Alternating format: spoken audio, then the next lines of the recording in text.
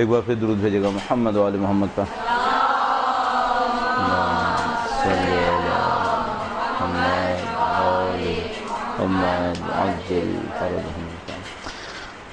پروردگار عالم کا انتہائی احسان ہے، اس نے ہمیں اپنے دین کے بارے میں سوچنے سمجھنے کی طاقت دی ہے، اور اس پروردگار عالم کا احسان ہے کہ جس نے ہمیں اس عظیم الشان ہستی کے بارے میں معرفت حاصل کرنے کی صلاحیت نصیب کی ہے، جس کے بارے میں دعا میں ارشاد ہوا کہ اگر ان کی معرفت نصیب نہ ہو تو میرا دین مجھ سے چھن جائے گا اور میں اپنے دین سے محروم رہ جاؤں گا. اور اگر کسی سے اس کا دین محروم ہو جائے، وہ اپنے دین سے دور چلا جائے، ظاہر ہے کہ اس کی اپنی ہستی، اس کا اپنا وجود بے معنی ہو جائے گا، مفہوم ختم ہو جائے گا اس کا.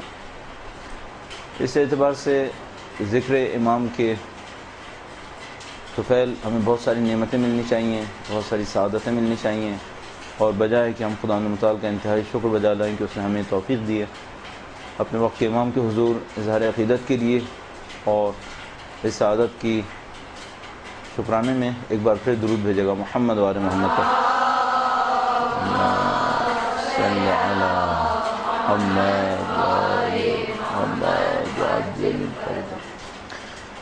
وقت کے امام کے بارے میں گفتگو کرنا ایک کلی عنوان رکھتا ہے، ایک مجموعی عنوان رکھتا ہے، اور میری کوشش یہ ہے کہ پہلے ہم اس مجموعی عنوان کے بارے میں گفتگو کریں. فطرت انسانی یہ ہے کہ انسان اپنے آپ کو عزیز رکھتا ہے، اپنے آپ کو چاہتا ہے، اور اس فطرت کے نتیجے میں اپنے مستقبل کے بارے میں بہت زیادہ خوفزدہ رہتا ہے. اور اگر اس کے پاس کوئی امکان ہو کہ اپنے مستقبل کو جان سکے، اس سے زیادہ محبوب چیز بہت سارے انسانوں کے نزدیک اور کوئی نہیں ہوتی. وہ یہ جان سکیں کہ ہمارا مستقبل کیا ہے. لہذا آپ نے صحیح بتانے والوں اور غلط بتانے والوں سب کی شہرت بہت زیادہ دیکھی ہوگی. صحیح بتانے والے وہ لوگ کہ جو واقعاً کوئی علم رکھتے ہیں، چاہے وہ الہی علم ہو چاہے وہ غیر الہی علم ہو، اور اس کے ذریعے سے وہ کچھ نہ کچھ مستقبل کے بارے میں بتا سکتے ہیں، اور چاہے وہ سائنس کے ذریعے سے ہی کیوں نہ ہو. اس کی قیمت ہوتی ہے کہ اگر کوئی یہ بتا سکے، جس کو ہم لوگ پریڈکشنز کہتے ہیں. یہ انسانوں کے نزدیک محبوب ہے. انسانوں کو اس سے بہت زیادہ طاقتیں بھی ملتی ہیں. مثلا اگر آپ کو پتہ چل جائے کہ آدھے گھنٹے کے بعد کتنی شدید بارش ہونے والی ہے، تو آپ کو بہت ساری صلاحیتیں مل جاتی ہیں، ایکسٹرا پاورز مل جاتی ہیں. اگر آپ کو پتہ چل جائے کہ ایک مہینے کے بعد کس چیز کی مانگ مارکیٹ کے اندر زیادہ ہوگی، تو آپ کو بہت زیادہ فائنینشیل پاورز مل جائیں گی. اگر آپ کو پتہ چل جائے کہ کس ملک کے اندر کتنے عرصے کے بعد کوئی تبدیلی رونما ہونے والی ہے، تو ممکن ہے آپ کو بہت زیادہ سیاسی طاقتیں مل جائیں. یہ انسان کی ایک خواہش ہے، اور فطری خواہش ہے. اس کا مطلب یہ ہے کہ باہر حقیقت میں کوئی نہ کوئی چیز ایسی ہوگی جو اس خواہش کو پورا کر سکتی ہوگی. یعنی خداوند متعال نے یقیناً کوئی نہ کوئی وسیلہ ایسا رکھا ہوگا جس کے ذریعے سے اس کی یہ فطری خواہش پوری ہو سکے. برسبیل تذکرہ، اور ہماری کوشش بہت زیادہ یہ ہوتی ہے کہ ہم لیکچر کے دوران بیچ بیچ میں، جس کو ہم لوگ کہہ سکتے ہیں بریکٹس کے درمیان، کچھ چیزیں تذکرہ کرتے رہیں جو بعد میں بھی کام آ سکیں کہیں اور پر بھی. فطری امور کی نشانیوں میں سے ایک نشانی یہ ہوتی ہے کہ اس کو پورا کرنے کے لیے باہر کوئی بندوبست ضرور ہوتا ہے. اگر خداوند تعالیٰ نے ہماری فطرت میں پیاس رکھی ہے تو باہر پانی نہ ہو، یہ ممکن نہیں ہے. اگر فطرت میں اس نے بھوک رکھی ہے تو باہر ہمارے لیے مناسب غذا ہونا چاہیے. اگر ہم یہ کہہ رہے ہیں کہ انسان کی فطرت یہ ہے کہ وہ اپنے مستقبل کو جاننا چاہتا ہے، تو یقیناً خداوند تعالیٰ نے باہر کوئی جائز وسیلہ رکھا ہوگا اس بات کو سمجھنے کے لیے. یہ نہیں ہو سکتا کہ ہم یہ کہیں کہ یہ فطری خواہش ہے اور جتنے وسیلے وہ ناجائز ہیں. مثال کے طور پہ کالا جادو اور نہیں معلوم دوسرے غیر الہی طریقے، یہ نہیں ہو سکتا. اس کا مطلب ہے کوئی الہی طریقہ بھی ہوگا اس کا. اور ان الہی طریقوں میں سے ایک طریقہ معصومین علیہ السلام کا علم ہے کہ جو وہ اپنی روایات کے ذریعے سے، اپنی گفتگو کے ذریعے سے ہم تک پہنچاتے ہیں. اچھا، اگر بس یہ تو آپ کا ایک بنیادی نقطہ ہو گیا کہ انسان کے اندر جاننے کی خواہش ہے، مستقبل کو جاننے کی خواہش ہے، اس کے اوپر اہمیت بھی دیتا ہے، اس کے اوپر ریسورسز بھی خرچ کرتا ہے، اس کے ذریعے اس کو بہت ساری پاورز بھی ملتی ہیں. اچھا، اگر مستقبل جاننے کی خواہش ہو تو پھر دو کوشچنز آتے ہیں. آیا مستقبل ایسا مستقبل ہے جس نے ہونا ہے ہر صورت میں، یا مستقبل مشکوک ہے؟ بہت سارے غیر الہی علوم ایسے ہوتے ہیں جو یہ کہہ رہے ہوتے ہیں کہ ہم آپ کو ایسا بتائیں گے جس نے قطعاً ہونا ہے، تردد نہیں ہے اس کے اندر، تبدیلی نہیں ہے. ظاہر ہے کہ ایسا ہونا کافی مشکل ہے کہ کوئی غیر الہی طریقے سے ہمیں ایک ایسا علم دے دے جس کے اندر تردد اور تبدل کی کوئی گنجائش نہ ہو۔ الہی علم کے اندر اس بات کا امکان ظاہر ہے کہ بہت زیادہ ہے کہ خدا متعال کی طرف سے دیا ہوا کوئی علم ہمارے پاس ایسا آ جائے جس کے ذریعے ہمیں ناقابل تبدل، ناقابل تغیر کوئی مستقبل پتہ چل جائے۔ اس کی دو باتیں ہو گئیں۔ تیسرا مسئلہ یہ ہے کہ فرض کیجئے آپ کے اندر خواہش ہے کہ آپ مستقبل کو جاننا چاہتے ہیں، اور آپ کے اندر خواہش یہ بھی ہے کہ ناقابل تبدیل مستقبل آپ کو پتہ چل جائے۔ وہ مستقبل اچھا ہے یا برا ہے؟ اس سے انسان کے اوپر بے انتہا مثبت اور منفی اثرات ہو سکتے ہیں۔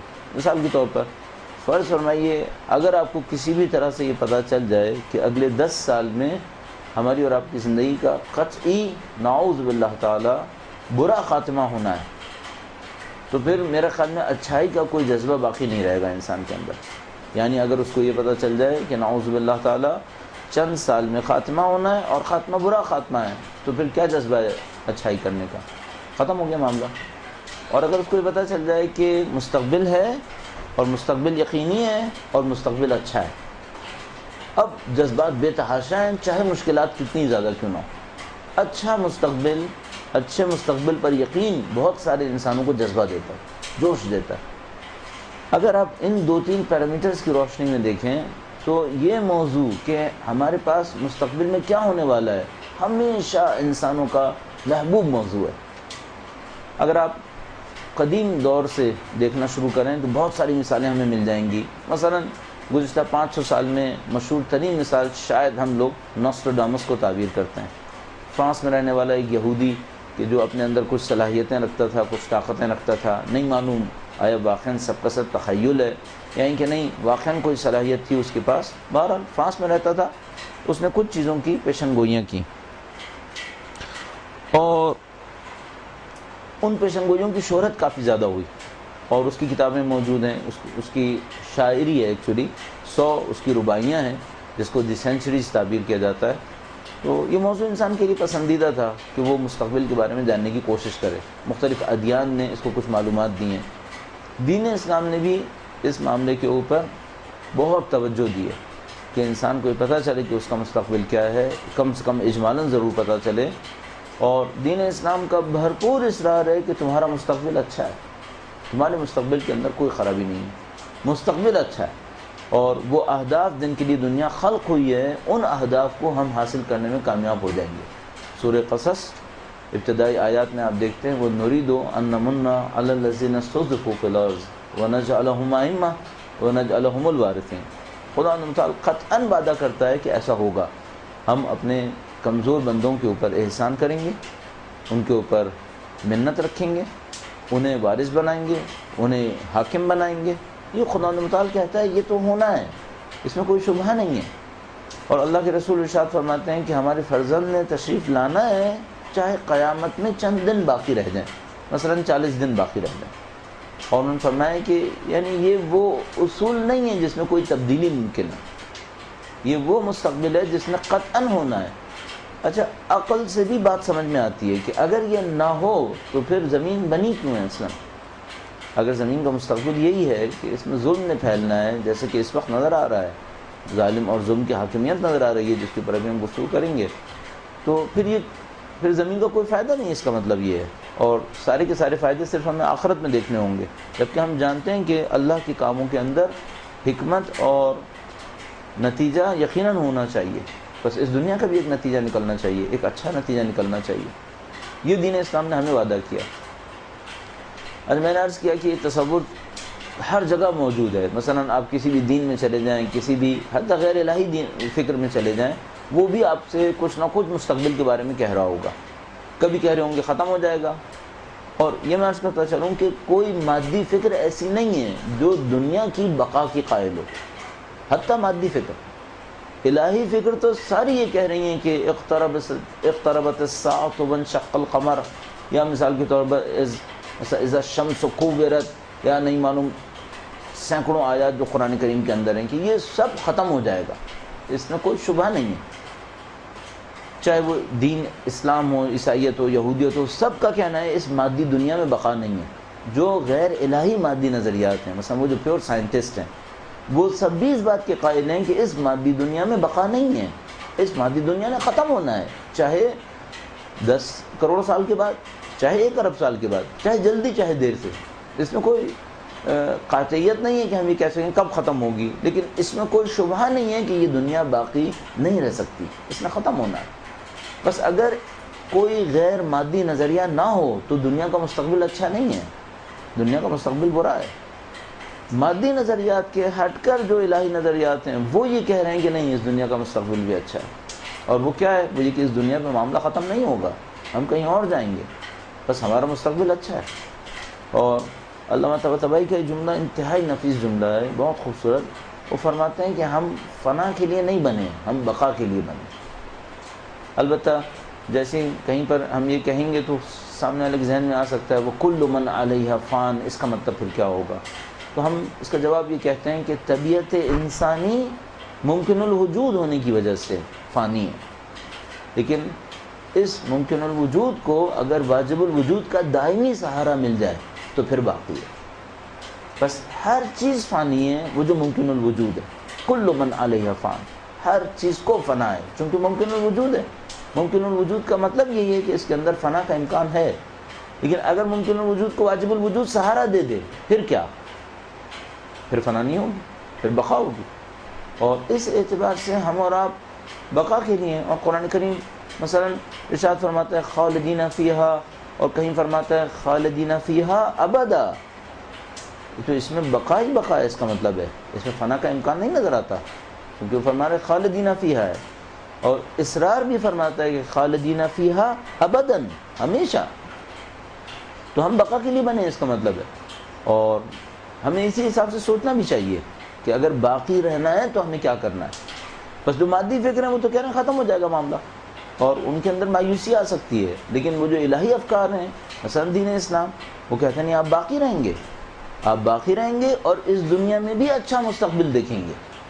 بس اسلام 2 خوشخبریاں دے رہا ہے، وہ یہ کہ اس دنیا میں بھی مستقبل اچھا ہے، چاہے آپ رہے چاہے نہ رہے، اور جہاں سے جہاں کہیں بھی جائیں گے وہاں یقیناً مستقبل اچھا ہے۔ بس اسلام اس اعتبار سے ان مذاہب میں سے ہے، ان افکار میں سے ہے جو ہمیں اچھے مستقبل کی خبر دے رہے ہیں۔ البتہ یہ وہ جنرلائز ہمارا پوائنٹ آف ویو ہے، یا جسے کہتے ہیں سینیریو ہے، جس کے اندر ہم وقت کے امام کے بارے میں گفتگو کرتے ہیں۔ سب کے پاس کچھ نہ کچھ گفتگو ہے، اور ان سب کے درمیان میں نے عرض کیا دو تقسیم کی جا سکتی ہیں۔ وہ افکار جو کہہ رہے ہیں انسانیت کا مستقبل برا ہے، اور وہ افکار جو کہہ رہے ہیں انسانیت کا مستقبل اچھا ہے۔ وہ جو کہتے ہیں انسانیت کا مستقبل اچھا ہے، ان کے سامنے کوشچن آتا ہے، وہ یہ کہ جو موجودہ صورتحال ہے یہ تو بہت بری ہے، پھر اچھا کیسے ہے؟ یہاں پر ایک اور کانسیپٹ آتا ہے جس کو ہم لوگ عربی میں منجی اور انگلش میں سیویئر اور مثلا اردو میں نجات دہندہ کا تصور کہیں گے۔ ایک ہے جو نجات دے گا۔ ہر وہ فکر جو کہہ رہی ہے انسانیت کا مستقبل اچھا ہے، اس کو کہیں نہ کہیں اس حقیقت کو دیکھتے ہوئے کہ موجودہ تو بہت برا ہے، تو وہ فوراً تصور دے گا کہ ایک نجات دہندہ ہے۔ صحیح؟ اب یہاں سے ہم اس جنرلائز کانسیپٹ سے ایک اور اسپیسیفک کانسیپٹ کے اوپر آ گئے۔ ایک مسئلہ تھا کہ انسان میں مستقبل کو جاننے کی خواہش ہے، وہ مستقبل قطعی ہے یا غیر قطعی ہے، اور وہ مستقبل اچھا ہے یا برا ہے۔ اب پتہ چلا کہ کچھ لوگ کہہ رہے ہیں کہ اچھا ہے، اور اس اچھے کے لیے جو تصور دے رہے ہیں وہ یہ کہ ایک نجات دہندہ بھی ہے، ایک کوئی ہے کہ جو نجات دے گا۔ یہ جو تصور ہے جس کو ہم لوگ منجی بشریت بھی تعبیر کرتے ہیں، یعنی بشریت کو نجات دینے والا، پوری بشریت کو نجات دینے والا۔ اچھا، یہ بھی عرض کرتا چلوں کہ ادیان میں اس مسئلے پر بھی فرق ہے کہ وہ جو نجات دینے والا ہے وہ گروہ کو نجات دینے والا ہے یا انسانیت کو نجات دینے والا ہے۔ کچھ افکار و خیالات وہ ہیں جو یہ کہہ رہے ہیں کہ نجات دینے والا ہے، ایک منجی ہے، نجات دہندہ ہے، لیکن نجات دہندہ میرے گروہ کو نجات دے گا، تمہیں نجات نہیں دے گا۔ ایک فکر اس طرح سے ہے۔ مثلا کون سی فکر؟ مثلا یہودیت کہتی ہے نجات دینے والا آئے گا، مجھے نجات دے گا، تمہیں نجات نہیں دے گا، ٹھیک ہے۔ ایک فکر ہے وہ کہتی ہے کہ نجات دیں گے صرف عیسائیوں کو، باقیوں کو نجات نہیں ملے گی، صحیح ہے۔ اور ہم کیا کہنا چاہ رہے ہیں؟ کچھ نہ کچھ بلا ارادہ ہم بھی سلپ کر گئے، اور ہم نے کہا کہ امام صرف ہمارے امام ہیں اور ہمیں نجات ملے گی۔ اگر کوئی معتقد ہو گیا اس طرح کا، ایسا نہیں ہونا چاہیے۔ وہ پوری کائنات کو نجات دینے کے لیے آئے ہیں، پوری بشریت کو نجات دلائیں گے۔ پھر سوال ہوگا کہ ٹھیک ہے، اگر پوری بشریت کو نجات دلائیں گے تو جنگ کس سے کریں گے جن میں نجات کا امکان نہیں ہے، جو نجات کے دشمن بنے ہوئے ہیں؟ بس اگر پرسنٹیج کے حساب سے سوچا جائے تو زیادہ کو نجات دیں گے یا زیادہ کو ختم کریں گے؟ زیادہ کو نجات دیں گے۔ اس اعتبار سے انسانیت کے نجات دہندہ ہیں۔ اور اگر آپ اس تصور کو تھوڑا سا اور غور کریں اس تصور کے اوپر، تو ان سے محبت اور ان سے دشمنی کے بہت سارے نکات آپ کی سمجھ میں آ جائیں گے۔ جو یہودیوں میں نجات دینے والا ہے اس سے یہودی تو محبت کریں، باقی کیوں محبت کریں؟ جو عیسائیوں کو نجات دینے والا ہے اس سے عیسائی تو محبت کریں، باقی کیوں کریں؟ اور جو ہم کہہ رہے ہیں کہ نجات دینے والا ہے اس سے کون محبت کرے اور کون نہ کرے؟ سب محبت کریں سوائے ان کے کہ جن کو انسانیت سے دشمنی ہے، وہ محبت نہیں کریں گے، وہ ان سے لڑیں گے۔ بس سوائے ان لوگوں کے جو جان بوجھ کر ستم کر رہے ہیں انسانیت پر، کوئی اسلام کے دیے ہوئے تصور نجات دہندہ سے جنگ نہیں کرے گا۔ اچھا، اب پوری دنیا میں نے کہا اس کے مختلف ٹائٹلز ہیں، عربی میں اس کو منجی کہتے ہیں اور نجات دہندہ کہتے ہیں، سیویئر کہتے ہیں، اور اسلام میں اس تصور کو اتنا مشہور ہے، یہ تصور کو مہدویت تعبیر کرتے ہیں، امام کے نام سے منسوب کرتے ہوئے۔ درود بھیجیں محمد والے محمد۔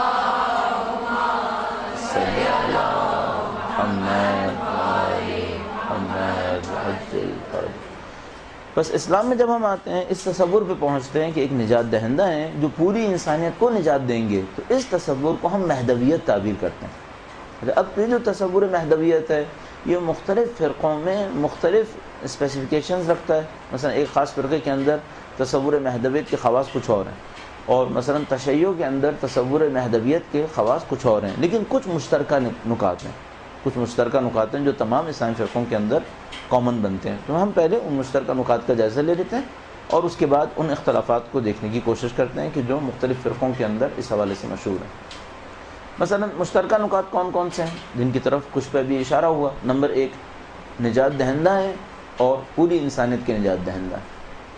بس مثلا آج کوئی عیسائی ہے جو کسی بھی وجہ سے کسی ظلم میں پس رہا ہے، وہ ہمارے امام سے امید لگائے یا نہ لگائے، چاہے ہمارے امام کو نہ مانتا ہو، لیکن اگر وہ اس تصور کو دیکھے تو امید لگا سکتا ہے۔ کیوں؟ کیونکہ کوئی دعویٰ نہیں ہے ہمارا کہ وہ تم سے لڑنے آ رہے ہیں، نہیں لڑنے آئیں گے، تمہیں نجات دینے آئیں گے۔ بس اگر مثلا امریکہ، لاطینی امریکہ کے اندر کچھ کسان ہوں جن کے زراعت کے اوپر مثلا بعض ملٹی نیشنل کمپنیز نے قبضہ کیا ہوا اور وہ بیچارے کوڑ رہے ہوں کہ کب وقت آئے گا جب ہماری زراعت ہمارے ہاتھوں میں آئے گی، ہم اسے خود بیچ سکیں گے اور ہم اس سے کچھ کما سکیں گے، تو وہ اس معاملے میں بھی ہمارے امام سے امید رکھ سکتے ہیں کہ گرچہ امام تو مثلا مسلمانوں کے ہیں، لیکن بہرحال مسلمان یہ کہہ رہے ہیں کہ اگر وہ آئیں گے تو تمہیں بھی نجات مل جائے گی، تمہیں بھی کچھ نہ کچھ اس میں سبب فراہم ہو جائے گا۔ تو بشریت کے نجات دہندہ ہے۔ دوسرا معاملہ یہ ہے کہ نام پر ہم سب متفق ہیں، دنیا اسلام کے اندر ہم سب نام کے اوپر متفق ہیں کہ ان کا نام گرامی یہی ہوگا جس سے یہ مہدویت کا عنوان لیا گیا ہے۔ تقریباً سب متفق ہیں سوائے بعض لوگوں کے تفسیر میں کہ ان کا لقب امام ہوگا، اس پہ سب متفق ہیں، یعنی سب کہہ رہے ہیں کہ ان کو امام کہا گیا ہے روایات کے اندر۔ البتہ ظاہر ہے جو تصور امامت کے ماننے والے نہیں ہیں وہ امام کی تفسیر میں لیڈر کہیں گے کہ ان کو لیڈر کہا گیا ہے، اور مثال کے طور پر اس طرح کی باتیں کریں گے، لیکن اس میں سب کا اتفاق ہے کہ اللہ کے رسول نے ان کو امام کا لقب دیا ہے۔ تو تقریباً سب کا اتفاق ہے سوائے بہت قلیل کوئی گروہ کے، وہ ہے کہ وہ نسل رسول سے ہوں گے، اولاد بی بی سیدہ سلام اللہ علیہ سے ہوں گے۔ اللہم صلی علی محمد۔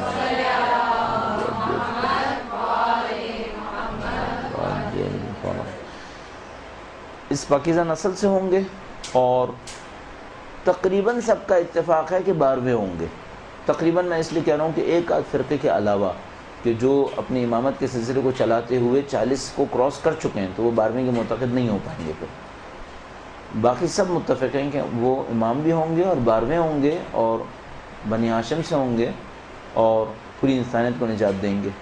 اچھا، اب باقی چیزیں، کچھ چیزیں ایسی ہیں جس کے اندر یا کنفیوژن ہے یا اختلاف رائے ہے، یا کنفیوز ہیں یا اختلاف رائے کر رہے ہیں. مثلا اختلاف رائے اس پہ کر رہے ہیں آیا پیدا ہو چکے ہیں یا ابھی پیدا ہوں گے، اس پہ اختلاف رائے کر رہے ہیں. البتہ اگر 12ویں کے عدد کو قبول کر لیں تو اختلاف رائے نامعقول ہے، کیونکہ اگر یہ 12ویں ہیں تو یا تو پھر 11 کو قبول کرنا پڑے گا کہ جو پہلے آئے ہوں، یا پھر کہنا پڑے گا وہ 11 بھی ابھی بعد میں آئیں گے، جبکہ ان کا نسل نبی سے ہونا بھی قطعی ہے.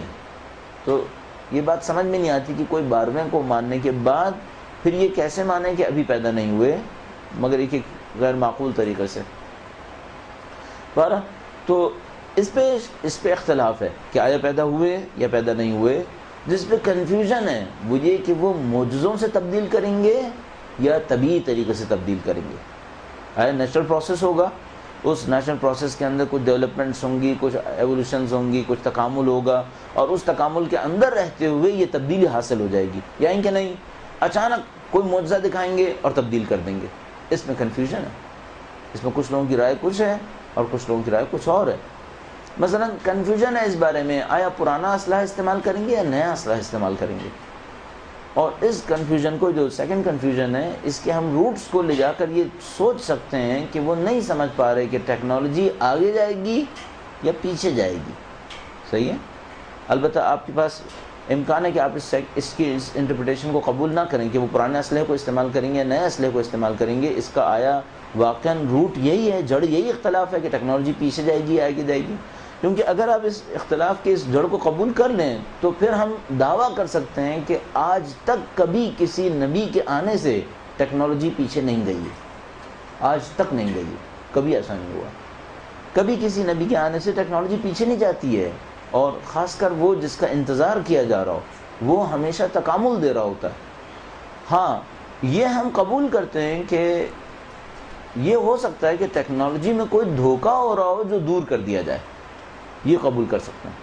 لیکن یہ قبول نہیں کر پاتے کہ امام کی تشریف آوری کے نتیجے میں یا ان کے تشریف آوری کے مقدمے میں جو حالات پیش آئیں اس کے نتیجے میں انسان ٹیکنالوجی سے محروم رہ جائیں اور وہ مثال کے طور پر دوبارہ پتھروں کے زمانے میں پہنچ جائیں. اس کو میرا ذہن کم سے کم نہیں مانتا، کیونکہ آج تک کبھی ایسا نہیں ہوا کہ حجت خدا کی تشریف آوری کے نتیجے میں انسان کو کمال نہ ملا ہو بلکہ زوال مل گیا ہو. یہ نہیں ہوتا ہے، چاہے مادیات کے اندر. اور آپ مسلسل انبیاء کرام علیہ السلام کی جدوجہد دیکھتے ہیں مادیات میں امپروومنٹ کے لیے بھی. مثلا آپ دیکھتے ہیں کہ انبیاء انسانوں کی زندگیوں میں آسانیاں فراہم کرنے کے لیے بہت ساری ٹیکنالوجیز دیتے ہیں. تو کیوں یہ تصور کر پائیں کہ اب جو آخری حجت خدا ہوں وہ تشریف لائیں اور انسان ان آسائشوں سے محروم رہ جائیں جو انہوں نے 2000 سال کے اندر 1500 سال کے اندر محنت کر کے حاصل کی. یہ ہو سکتا ہے کہ ان سے بہتر آسائشیں مل جائیں. موڈ آف مثال کے طور پر ٹیکنالوجی وہ چینج ہو جائے. مثلا میں معتقد ہوں شدت کے ساتھ کہ ہم لوگوں کو دھوکہ ہو رہا ہے جو ہم الیکٹرانکس کے اوپر بیس کر کے ڈیولپمنٹ کر رہے ہیں. یہ میرا اپنا خیال ہے کہ یہ خالصتاً کوئی دھوکہ ہو رہا ہے. یہاں پر ہماری ٹیکنالوجی کی ڈیولپمنٹ الیکٹرانکس کے اوپر بیس نہیں ہونی چاہیے تھی، یا الیکٹریسٹی کی جنریشن اتنی کمپلیکیٹڈ نہیں ہونی چاہیے تھی. میرا اپنے خیال ہے دو میں سے کوئی ایک چیز ہونی چاہیے تھی. یہ نہیں ہو سکتا کہ ہمیں ٹیکنالوجی ایڈوانسمنٹ میں اس مصیبت میں پھنسا دے جس میں ہم اس وقت پھنس گئے. ایسا میرا نہیں خیال دنیا کے اندر ہونا چاہیے تھا. اور ممکن ہے یہ کوئی کہے کہ پاکستان غلطی سے پھنس گیا ہے. پاکستان اکیلا نہیں ہے، اربوں انسان اس کے اندر پھنسے ہوئے ہیں، یا نہ ہونے کی وجہ سے جیسے کہ پاکستان میں ہے، یا ہونے کے مضر صحت اثرات کی وجہ سے جیسے کہ ڈیولپ ورلڈ کے اندر ہے. وہ دنیا جو ترقی یافتہ دنیا ہے وہ انرجی کے نہ ہونے سے نقصان میں نہیں ہے، انرجی کے ہونے سے اور اس کے نتیجے میں جو مضر صحت اثرات ان کے اوپر آئے، پولیوشن اور انوائرمنٹ کے اندر جو ڈسٹرکشن ہوئی ہے اس سے وہ لوگ نقصان کے اندر ہیں. بس سمجھ میں آتا ہے کہ یہ جو ہم الیکٹریسٹی کے اوپر بیس کر کے ٹیکنالوجی حاصل کر رہے ہیں اور سمجھ رہے ہیں یہ ڈیولپمنٹ ہے، میرا اپنے خیال ہے کہ کوئی بہت بڑا بلنڈر ہو رہا ہے. اور میرا اپنے خیال ہے کہ یہ بلنڈر آخری 80-90 سال کے اندر کہیں پہ ہوا ہے. یعنی جو کچھ بھی خطا ہوئی ہے، غلطی ہوئی ہے، دھوکہ ہوا ہے، 80-90 سال کے اندر یہ کہیں ہوا ہے. اور یوں لگتا ہے جیسے کہ امام کی تشریف آوری کے نتیجے میں یہ جتنے بلنڈرز ہوئے ہیں یہ سب بہتر ہو جائیں گے، یہ سب ختم ہو جائیں گے غلطیاں. اور ان غلطیوں کے ختم ہونے کے نتیجے میں جو سکون مثال کے طور پر آپ اس وقت الیکٹریسٹی کے اوپر بیس کر کے اسپلٹ رن کر کے حاصل کر رہے ہیں، اس سے زیادہ بہتر سکون اس مصیبت کے بغیر بھی مل جائے گا جس کو ہم اس وقت الیکٹریسٹی تعبیر کر رہے ہیں، جو ہماری جان کو ایک طرح کا عذاب بن گئی ہے. ہونا نہ ہونا مصیبت اور ہونا بھی مصیبت. جو میں نے ڈیولپ ورلڈ کے اندر کہا وہاں ہونا بھی مصیبت بن گئی اس کے لیے. تو ان باتوں پہ اختلاف ہے, ان باتوں پہ اتحاد ہے. اب ہم اس پورے کانسیپٹ کو سمجھنے کے بعد اس کی کچھ باریکیوں کے اندر جانے کی کوشش کرتے ہیں کہ ہم اس تصور کو کس انداز میں دیکھیں, اور اس کے بعد پھر ہم منتقل ہوں گے کہ ہم خالصتاً ایک امام کے ماننے والے ہونے کے ناطے اس معاملے کو کس انداز میں دیکھیں. درود بھیجے گا محمد وعلی محمد پر. صلی علی محمد وعلی محمد. اصولی طور پر اس ٹائم پہ سوچا تھا کہ یہاں ایک بریک ہوگا, یعنی پہلے ہم نے سوچا تھا کہ 2:40 پہ تقریباً ہم بریک لیں گے اور 10 منٹ کا ایک بریک لینے کے بعد پھر دوبارہ اس کو ہم شروع کریں گے. لیکن چونکہ ہم نے ویسے ہی 10 منٹ دیر سے شروع کیا ہے تو ہم اب ہم اس کو کنٹینیو کریں گے اور کوشش کریں گے کہ 3:15 کے کچھ بعد سوال جواب اگر سمجھ میں آتے ہیں تو اس کو ہم شروع کریں, اور اس کے بعد پھر تقریباً 3:15 بجے یا اس سے تھوڑا سا پہلے ہم اس کو ختم کر دیں گے انشاءاللہ. درود بھیجے گا محمد وعلی محمد کو.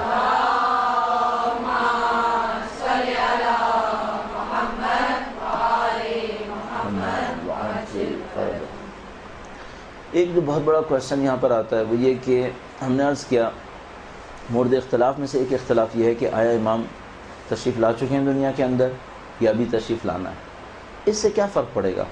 اس سے جو بہت بنیادی فرق پڑے گا وہ ہمارا اور ان امام منتظر کا تعلق ہے ایک دوسرے کے ساتھ.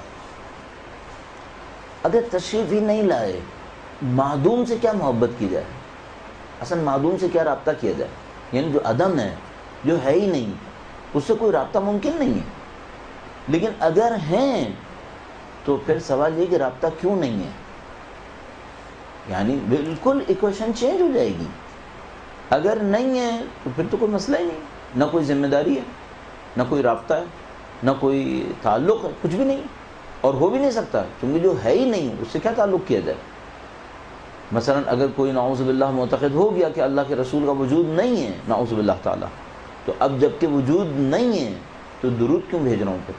مثال کے طور پر کہیں نہ کہیں تو ہونا ہوگا تو میں درود بھیجوں, اگر نہ ہو تو پھر تو کوئی فائدہ ہی نہیں ہے کسی کام کا. اسی طریقے سے امام کے وجود مقدس کے بارے میں اگر معتقد ہیں کہ نہیں ابھی تشریف ہی نہیں لائے دنیا کے اندر تو پھر تو کوئی رابطہ نہیں ہے, تعلق نہیں ہے. اور اگر معتقد ہو جاتے ہیں کہ وہ جس نے دنیا کو نجات دینی ہے, پوری انسانیت کو نجات دینی ہے, وہ جو اپنے جد امجد کے منصوبے کے اوپر عمل کرنے کے لیے بےتاب ہیں, تو پھر صرف ایک کوشچن ہوگا کہ ان سے رابطہ کیوں نہیں کیا ہے. پھر بالکل کام ہی تبدیل ہو جائے گا. لہذا ہم بہت آسانی سے سمجھ سکتے ہیں دوسرے فرقے امام کے مقابلے میں کمیٹڈ نہیں ہوں گے. ہم کمیٹڈ نہ ہوں تو ہم پہ سوال ہوگا تم لوگ کیوں نہیں اس معاملے کے اوپر پرواہ کر رہے. ان کو کوئی پرواہ ہونی بھی نہیں ہے. اس کی وجہ یہ ہے کہ وہ کہہ رہے ہیں کہ پیدا ہی نہیں ہوئے. جب پیدا ہی نہیں ہوئے تو معاملہ ختم ہو گیا. لیکن اگر ہم اور آپ یہ کہہ رہے ہیں کہ امام تشریف لا چکے ہیں دنیا کے اندر, اور ان کے خواص کا بھی ہم جائزہ لینے کی کوشش کریں گے کہ جو تشریف لائے ہیں اس لانے کے بعد جو ان کی زندگی ہے وہ کس قسم کی زندگی ہے, تو پھر بہت کچھ تبدیل ہو جائے گا. بس ہمارے نزدیک یہ کوشچن آئے گا کہ آپ کا تعلق کیسا تعلق ہے, تعلق کا امکان کس حد تک ہے, اور آپ تعلق کیسے بنا پائیں گے. یہ سارے کوشچنس پھر ہمارے سامنے آنا شروع ہو جائیں گے. اس سے پہلے کہ ہم ان کوشچنس میں جائیں کہ امام تشریف لا چکے ہیں دنیا کے اندر اور ان سے ہمارا ایک تعلق ہونا چاہیے, ہم امام کے وجود کے اندر, یعنی اگر ہم اس کو اشارتاً بس اتنا کہیں کہ ہم یہ سمجھنا چاہیں گے یہ وجود کیسا وجود ہے, یہ زندگی کیسی زندگی ہے جو امام اس وقت گزار رہے ہیں. مثال کے طور پر ایک زندگی کو ہم جانتے ہیں جس کو ہم ظاہر زندگی کہتے ہیں کہ امام تشریف لائیں, 50 سال 60 سال روئے زمین کے اوپر زندگی گزاریں اور ہمارے درمیان موجود رہیں. اس سے ہم آشنا ہیں کیونکہ ہم خود ایسے ہی ہیں. لیکن یہ کہ وہ تشریف لائیں اور پھر پردہ غیب میں چلے جائیں اور اس کے بعد بھی زندگی گزار رہے ہوں, ظاہر ہے کہ ہم اس سے آشنا نہیں ہیں. ہماری زندگیوں کے اندر معمولاً ایسا نہیں ہوا ہے. البتہ یہ میں عرض کرتا چلوں کہ غیب میں جانا یہ تقریباً سنت الہی میں سے ہے, یہ روٹین ہے, تقریباً روٹین. اللہ تعالیٰ نے اپنی حجتوں کو جس انداز میں بھیجا ہے اس میں تقریباً روٹین میں ایسا ہوتا رہا ہے کہ اس نے کچھ لوگوں کو پردہ غیب میں رکھا ہے. اور قرآن کریم کی دسیوں آیات کریمہ اور انبیاء کرام علیہ السلام کے واقعات اس کے اوپر شاہد ہیں. مثلا تمام تر سیٹلائٹس اور تمام تر زمین کے بارے میں حقائق معلوم کر لینے کے باوجود ہم نہیں سمجھ پائے ابھی تک کہ اصحاب کہف کہاں پر ہے، جبکہ میرا نہیں خیال 1 ارب سے زیادہ مسلمانوں میں کوئی اس کا منکر ہو کہ اصحاب کہف ہیں ابھی، اور خدا متعال جانتا ہے کہ وہ کہاں ہوں گے۔ اس طرح کبھی اچھے حقائق کو خدا چھپا دیتا ہے، غیب میں ڈال دیتا ہے، جب مرضی آتی ہے اشکار کرتا ہے، جیسے بس حضرت عیسیٰ علیہ السلام کے بارے میں ایسا ہی ہوا، اور مثال کے طور پر حضرت خضر کے بارے میں قطعاً ایسا ہی ہوا، اور اسی طریقے سے متعدد دفعہ خدا متعال نے اس کام کو کیا، اور قرآن میں مختلف اشارات خدا متعال دیتا چلا جاتا ہے۔ مثال کے طور پر فرماتا ہے کہ کوئی کہیں سے گزر رہے تھے اور انہوں نے کسی آبادی کو مردہ دیکھا اور اللہ سے پوچھا اے خدا تو اس کو کیسے زندہ کرے گا، تو خدا متعال نے ان کو مار دیا 100 سال کے لیے مار دیا۔ 100 سال کے بعد ان کو اٹھایا، اور جب ان کو اٹھایا تو ان سے کہا کہ اب تم دیکھو کہ جو سواری تمہارے ساتھ تھی اس کا کیا حشر ہوا، تو انہوں نے دیکھا کہ وہ ختم ہو چکا۔ کہا کہ پھر اب تم اپنا کھانا دیکھو، اور انہوں نے کھانے کو دیکھا تو قرآن کریم فرماتا ہے لم یتسنہ، وہ کھانا سڑا بھی نہیں تھا، ٹھیک ہے۔ اور خدا متعال فرماتا ہے کہ دیکھو اس طرح میں جس کو چاہوں گا باقی رکھوں گا، مثلا ان کے اپنی حیات میں بظاہر اس وقت مرنے کا ظاہری طور پر امکان نہیں تھا اور خدا نے مار دیا، ان کی سواری کا مرنے کا امکان نہیں تھا اور خدا نے مار دیا، اور ان کے کھانے کا بچنے کا کوئی امکان نہیں تھا اور خدا نے بچا لیا، ٹھیک ہے۔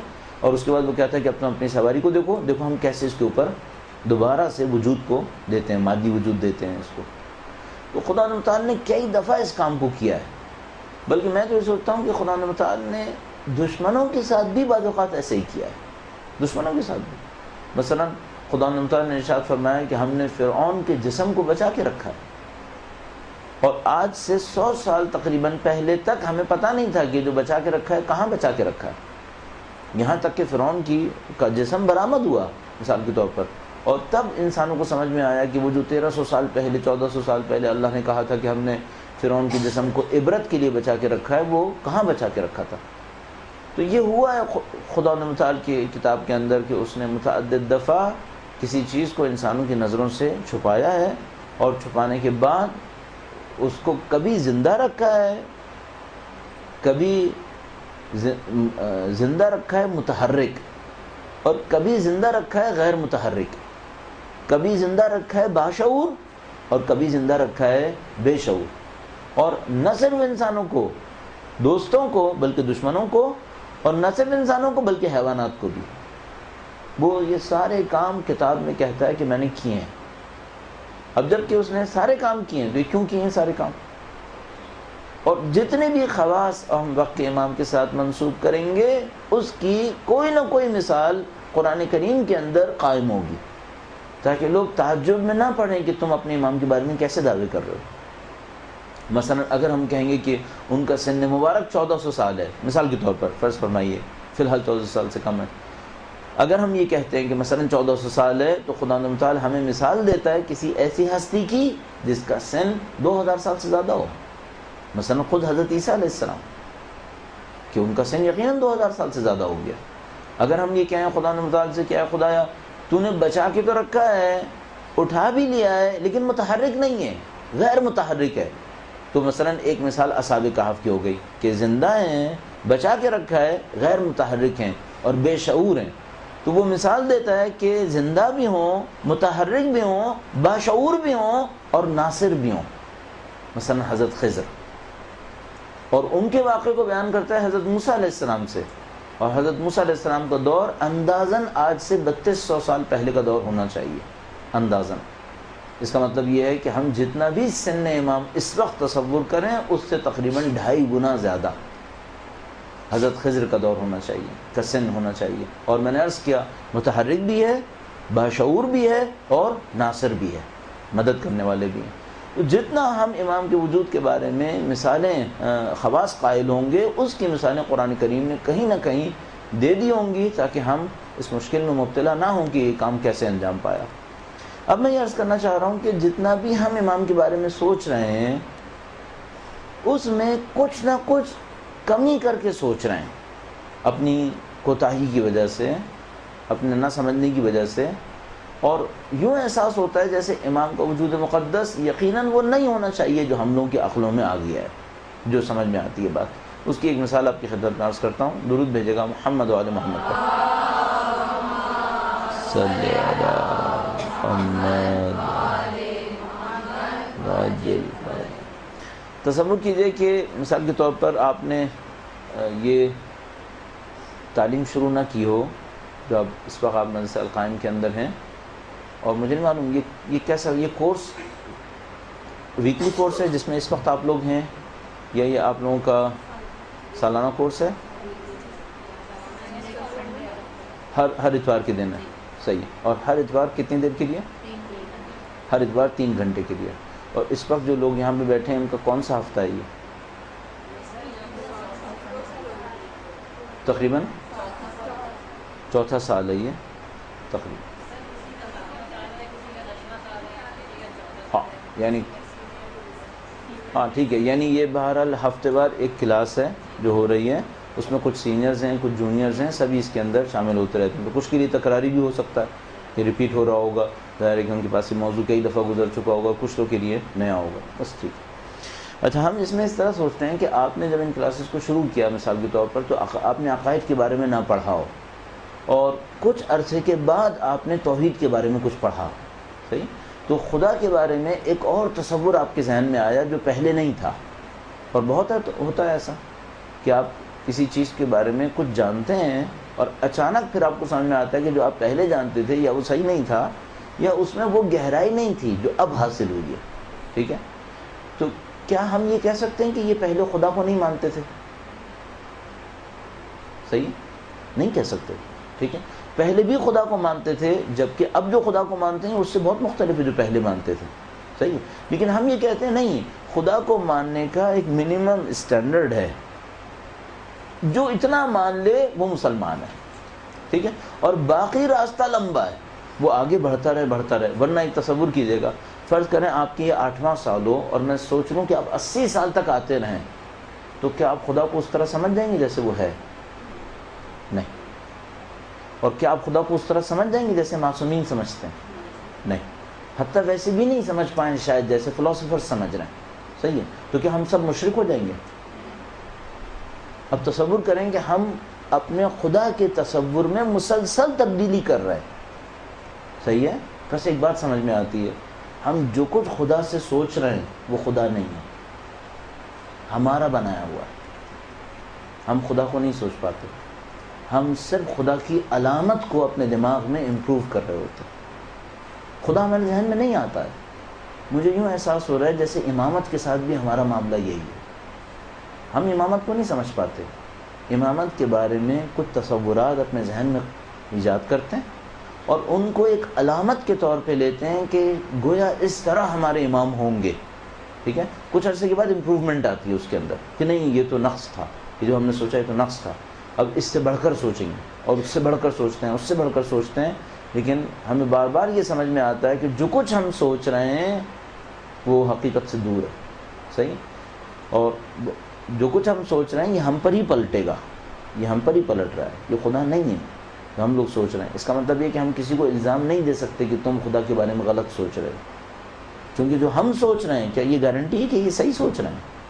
قطعاً جانتے ہیں کہ تھوڑی سی اور محنت کریں گے تو اس سے بہتر سوچیں گے، جو یہ سوچ رہے ہیں یہ ناقص ہے۔ تو یہ دنیا ہے، ہم لوگ سب، اگر میں اس کو کہہ پاؤں کہ ہم سب لوگ لولے لنگڑے خدا کی طرف چل رہے ہیں، کچھ تیزی سے، کچھ ہلکے ہلکے۔ خدا جانتا ہے کہ کس نے خدا کے نزدیک تر پہنچنا ہے، ہم سب لوگ ایسے ہیں، لہٰذا ہمارے ذہنوں میں بہت وسعت ہونی چاہیے دوسروں کے لیے۔ اگر وسعت نہ ہو تو ڈائلاگ نہیں ہوتا ہے، پھر وسعت ہونی چاہیے، شرح صدر جس کو ہم لوگ کہتے ہیں۔ اور یہ پہلا کام ہے، جس کسی نے دین کے اوپر کام کرنا ہے اور دینداروں کو دین دینے کی کوشش کرنی ہے، مثلا اگر کوئی یہ سمجھتا ہے تو پہلی ذمہ داری اس کی ہے کہ اپنے اندر شرح صدر لے کر آئے۔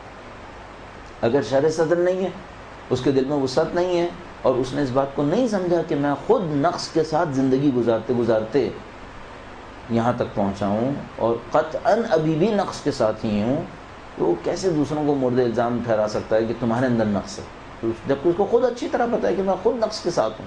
اور قطعاً شاید اگلے 100 سال کے بعد بھی اگر محنت کرتا رہوں تو اس نقص کو دور نہیں کر پاؤں. تو شرح صدر ہونا چاہیے، دلوں کے اندر وسعت ہونی چاہیے، اور اچھی طرح سمجھ میں آ جانا چاہیے کہ جو کچھ ہم نے کیا ہے وہ بہت کم ہے. یعنی قطعاً ہمارے سامنے صرف خدا کو سمجھنے میں بہت راستہ باقی ہے. ابھی ہم نے کیا سمجھا ہوگا. اس اعتبار سے بہت محنت کرنی پڑے گی ہمیں، بہت شرح صدر کے ساتھ، اپنی کمزوریوں کے اعترافات کے ساتھ ہمیں آگے بڑھنا ہوگا. اچھا، امام کے تصور میں جو ہمارے پاس کمی اور نقص رہ رہا ہے، جو بالکل ظاہر میں ہے، وہ میں آپ کی خدمت میں عرض کرنے کی کوشش کرتا ہوں. درود بھیجے گا محمد و آل محمد پر.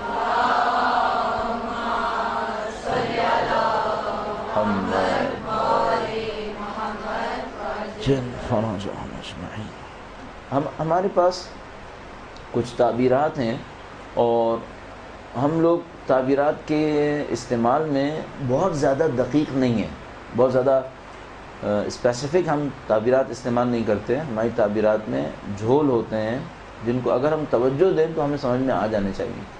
مثال کے طور پر ہماری تعبیر میں سے ایک بہت سادہ تعبیر ہے جس کو ہم امام غائب تعبیر کرتے ہیں. صحیح. اور اسی اعتبار سے کہ ہم بہرحال غیبت کا لفظ استعمال کرتے ہیں.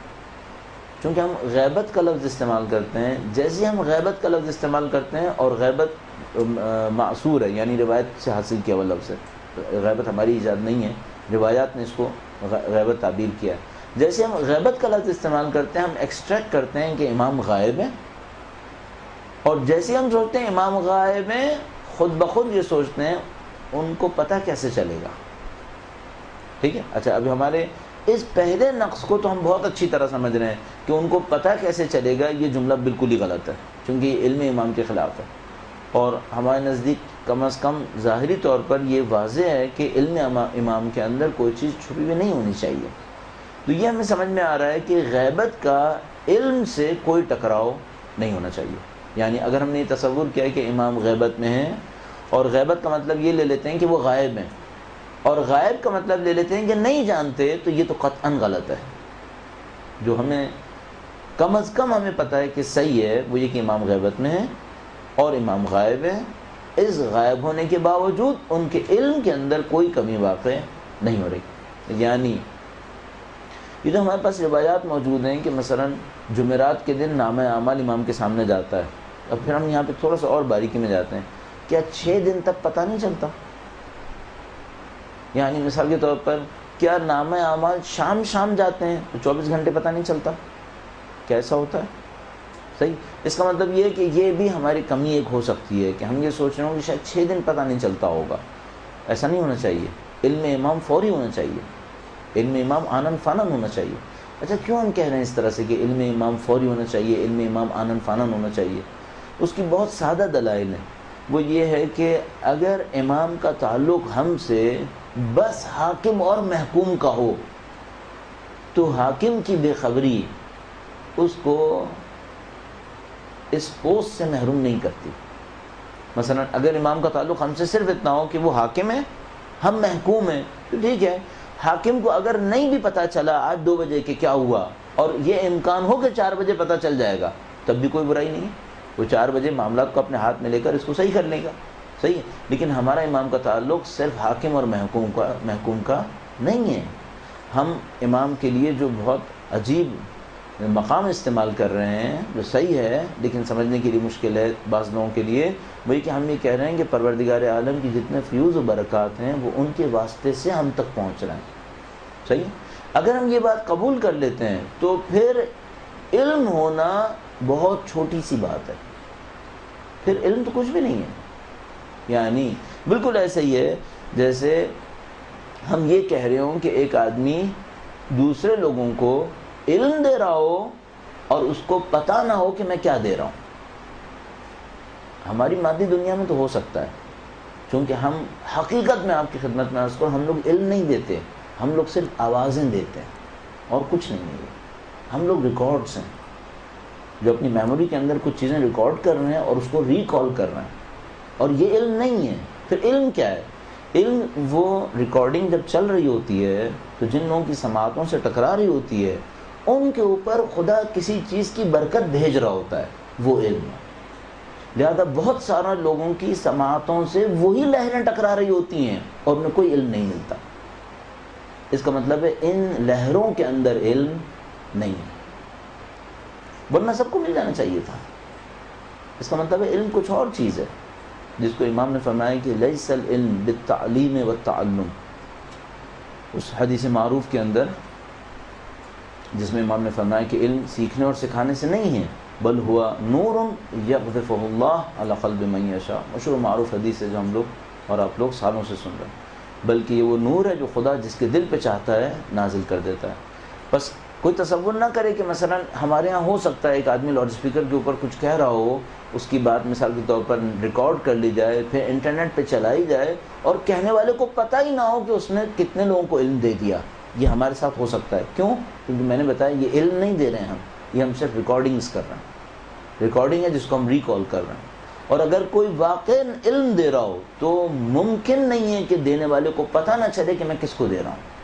جیسے خدا متعال کے فرشتے کسی کو علم دیں اور فرشتوں کو پتہ نہ چلے ہم نے کس کس کو دے دیا، نہیں ہو سکے گا، نہیں ہو سکتا. یعنی مثلا ملک الموت کسی کو ماریں اور ان کو بھی پتہ نہ چلے میں نے کیا کر دیا، نہیں ہو پائے گا. حضرت جبرائیل کسی کو وحی دیں اور حضرت جبرائیل کو پتہ نہ ہو کہ میں نے کس کو دے دی، ظاہر ہے کہ نہیں ہو سکتا. یہ وہ ہیں جو واقعاً عطا کرنے والے چینلز ہیں. ہم لوگ عطا نہیں کر رہے ہیں، ہم لوگ وسیلہ ہیں. ہم لوگ بہانے سے زیادہ نہیں ہیں. اور ہم احمق ہوں گے جو ہم سمجھ رہے ہوں گے کہ ہم کہیں پہ بیٹھ کے اگر تقریر کر رہے ہوتے ہیں تو ہم علم دے رہے ہوتے ہیں. یہ خدا نے ہمیں علم دینے کے واسطے میں قرار دیا ہے، ورنہ ہم لوگ سوائے آوازوں اور لہروں کے کچھ نہیں دے رہے ہوتے. اس پہ یقین فرما لیجیے. اب اگر ہم سوچیں کہ وہ امام صرف حاکم اور محکوم ہے تو ہم نے عرض کیا نہیں، حاکم اور محکوم نہیں ہے. ایک معنی میں کہہ سکتے ہیں کہ بہرحال جو ہم نے پہلے اس طرح استعمال کی شاید اسی پہ اکتفا کر لیں کہ واسطہ فیض ہے، اللہ تعالیٰ کی فیض و برکات کے اندر واسطہ ہیں. اچھا، برسبیل تذکرہ بیچ میں ایک پرانٹس لگا کے دوبارہ بریکٹس لگا کے وہ یہ کہ جو عناوین خدا متعال کے اندر ہیں ان عناوین کی پست صورت اس کی مخلوقات کے اندر بھی ملتی ہے. مثلا خدا متعال علیم ہے تو کیا بندوں میں کسی کے پاس علم نہیں ہے؟ خدا متعال حی ہے تو کیا بندوں میں کوئی زندہ نہیں ہے؟ خدا متعال خلاق ہے، بندوں میں کوئی خلق نہیں کرتا. اچھا، اب ہم یہاں پھنس جاتے ہیں کہ کیا یہ قبول کر لیں کہ بندوں میں کوئی خلق کرتا؟ صحیح. اب خدا متعال نے اس مشکل کو ہمارے لیے حل کیا ہے حضرت عیسیٰ علیہ السلام کی صورت میں.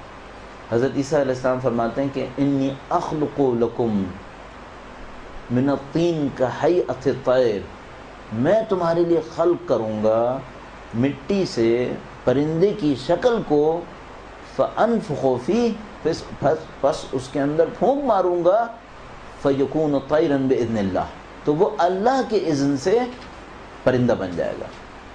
سارا سولوشن کہاں پر ہے؟ باذن اللہ. بس وہ خلاقیت کسی کے اندر بھی آ سکتی ہے، کب؟ باذن اللہ. بس خدا متعال کے اذن سے سب کچھ صحیح ہے. مثلا حضرت عیسیٰ علیہ السلام فرماتے ہیں میں خلق کروں گا، میں زندہ کروں گا مردے کو باذن اللہ. ٹھیک ہے. بس خدا متعال کی اوصاف کو اگر ہم یہ تصور کریں کہ مستقلاً کوئی حاصل کر لے گا تو یہ شرک ہے. لیکن اگر ہم تصور کریں کہ باذن اللہ کوئی حاصل کرے پھر ظاہر ایک فرق بن جائے گا. جو خدا میں ہے وہ اس کا اپنا ہے، جو کسی اور کے اندر ہوگا وہ خدا کے اذن سے اس کو دیا ہوا ہوگا. اس میں کوئی برائی نہیں ہے.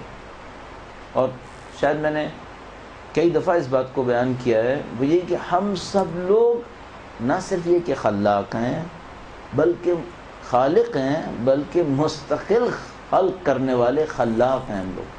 یعنی ہم لوگ خلاق خدا کے خلاق بندے ہیں، ہمیں نہیں پتہ. ہم میں سے صرف مومن نہیں، حتیٰ وہ لوگ جو فاسق ہیں وہ بھی. کیوں؟ ہم لوگ ہر سیکنڈ اپنے کہے کیے سوچے سے اپنی برزخ خلق کر رہے ہیں. ہر سیکنڈ، ہر لمحہ کن کن چیزوں سے؟ اپنے کیے کہے اور سوچے ہر چیز سے خلق کر رہے ہیں، حتیٰ سنے سے، جذبوں سے، فکر سے، ہر چیز سے.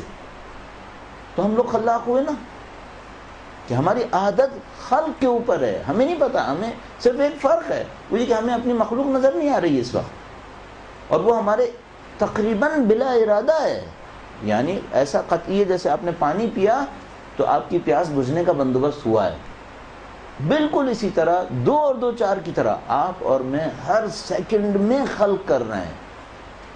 بس ہم لوگ خلاق ہوئے صرف ایک مشکل کے ساتھ کہ ہمارا خلق کرنا اس خدا کے اذن سے ہے، اور ایک اور مشکل جو ہمارے ساتھ ہے وہ یہ کہ ہم اپنے بعض مخلوق سے آگاہ بھی نہیں ہیں، بلکہ ہم میں سے تقریباً تمام لوگ سوائے بہت کم لوگوں کے اپنی مخلوق سے آگاہ نہیں ہیں. جو ہم نے خلق کیا وہ کیا ہے؟ ہاں یہ ہے کہ جیسے ہی مرنے لگیں گے اس سے چند منٹ پہلے وہ آگہی نصیب ہو جائے گی. اس وقت ہمیں پتہ چلے گا کہ ہم نے 60 سال میں کیا کیا خلق کر ڈالا ہے، صرف ایک مشکل کے ساتھ. اب اسی کے ساتھ رہنا ہے، اب کوئی فرار نہیں. جو اچھا ہے وہ اچھا ہے اور جو برا ہے وہ برا ہے، رہنا اسی کے ساتھ.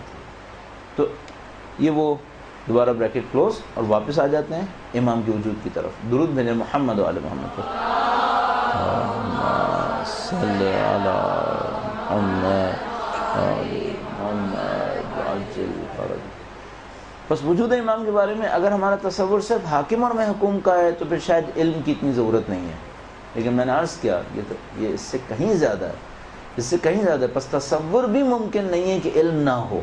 اچھا اس کا مطلب یہ، اب ہم اس کو تھوڑا سا اور کم کرنے کی کوشش کرتے ہیں، اپنے ذہنوں سے نزدیک لانے کی. مثلا یہ جو آپ یہاں بیٹھے ہیں یہ علم میں امام میں ہے یا نہیں؟ آپ نے بھی سوچا تھا کہ آپ کے امام کے علم میں ہے؟ میرے خیال میں نہیں، ہم اس سے بے خبر ہیں. اگر واقعاً مثلا اب میں آپ کی خدمت میں اور اس کو محسوس کرنے کی کوشش کرتا ہوں، چونکہ ہم جس چیز کو سمجھ پاتے ہیں جب تک وہ ہماری حس میں نہ آئے ہم اس کو بہت زیادہ درک نہیں کر پاتے. مثلا اگر یہ کیمرہ جو میری طرف ہے اگر یہ آپ کی طرف ہوتا تو آپ کے اندر کوئی تبدیلی نہیں ہوتی؟ اور اگر یہ کیمرہ نہ ہو امام، اس کو ہم نے سمجھا ہے کیا؟ نہیں، ہم نے علم امام کو احساس نہیں کیا ہے. اگر ہم علم امام کو احساس کر رہے ہوں اور اس سے بھی بڑھ کر اگر ہم اس بات کو سمجھ رہے ہوں کہ ہم خدا کے سامنے ہیں تو ہمیں کیا ہونا چاہیے پھر؟ ایسا ہمیں کچھ اور ہونا چاہیے. یہ ہم سب لوگ فکر میں قبول کر رہے ہیں لیکن عمل میں قبول نہیں کر پا رہے.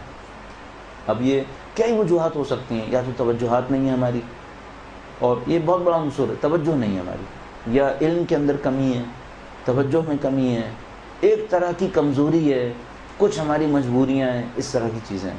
لیکن بہرحال یہ سمجھ میں آ رہا ہے کہ ہم اپنے علم کے مطابق جن باتوں کو سمجھتے ہیں ان باتوں کو بھی احساس نہیں کرتے. البتہ بعض اوقات کہیں ہم ان باتوں کو احساس کرنے کی طرف چلے جاتے ہیں. بس یہ امام کے حوالے سے کہ علم امام کے حوالے سے ہمارے سامنے بالکل قطعی ہے کہ امام جانتے ہیں اور کوئی چیز ان کے علم سے خالی نہیں ہے. اب سوال یہ تھا کہ غیبت کا مطلب ہم نے یہ لیا تھا کہ امام غائب ہے.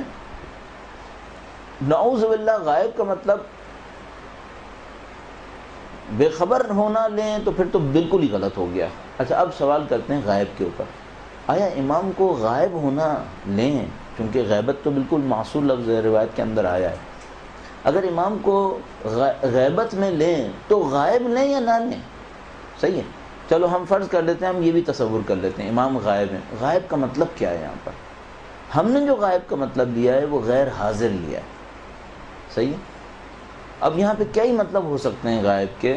اب میں اس کو تھوڑا سا انالیسس کرنے کی کوشش کرتا ہوں تاکہ ہم ایک صحیح جگہ تک پہنچ سکیں کہ غیبت کا اصل مطلب کیا ہے، کیونکہ ہم اس میں غلطی سے دو چار ہو رہے ہیں. ہم غیبت کا مطلب لیتے ہیں امام غائب، اور غائب کا مطلب کم سے کم چلو اتنا تو سمجھ میں آ گیا کہ بے علم نہیں لے سکتے، وہ تو بالکل ہی غلط ہو جائے گا.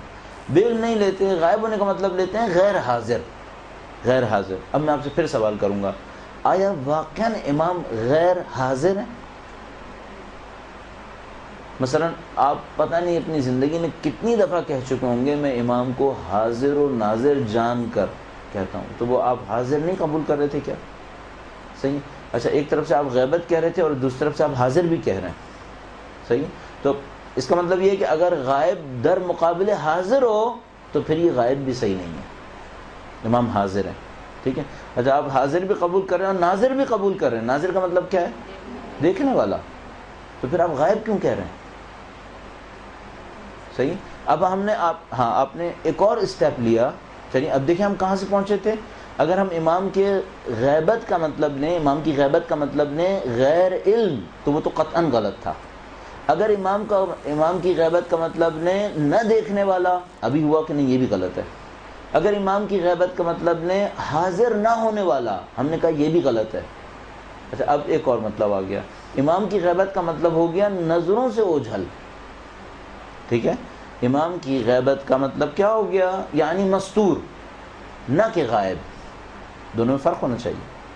ایک وہ جو غائب ہے یعنی ہے ہی نہیں، ایک وہ جو ہے مستور ہے. صحیح ہے. اچھا آیا ہم اس مطلب کو ہم سمجھ پا رہے ہیں کہ ہاں یہ بات سمجھ میں آتی ہے کہ غیبت کا مطلب مستور لے لیتے ہیں یعنی چھپا ہوا. صحیح ہے. آیا ہمیشہ چھپا ہوا ہے؟ یعنی مثال کے طور پر کوئی نہیں جس نے امام کو نہ دیکھا ہو. اتنے ہیں دیکھنے والے کہ ہمارے پاس روایت کہتی ہے جب تشریف لائیں گے تو لوگ کہیں گے ہم نے ان کو دیکھا تھا. صحیح ہے. اس کا مطلب ہے اتنا مستور بھی نہیں ہے، اتنا مستور بھی نہیں ہے. پھر غیبت ہے کیا اصلا؟ صرف ایک چیز، نہ پہچاننا بس.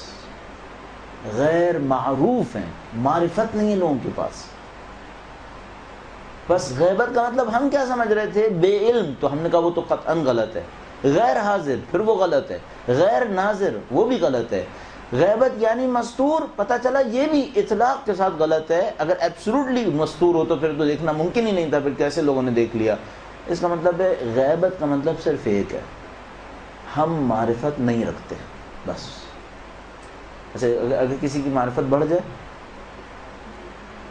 پھر سمجھ لیں اس کی غیبت ختم ہو گئی، اس کا تو ظہور ہو گیا.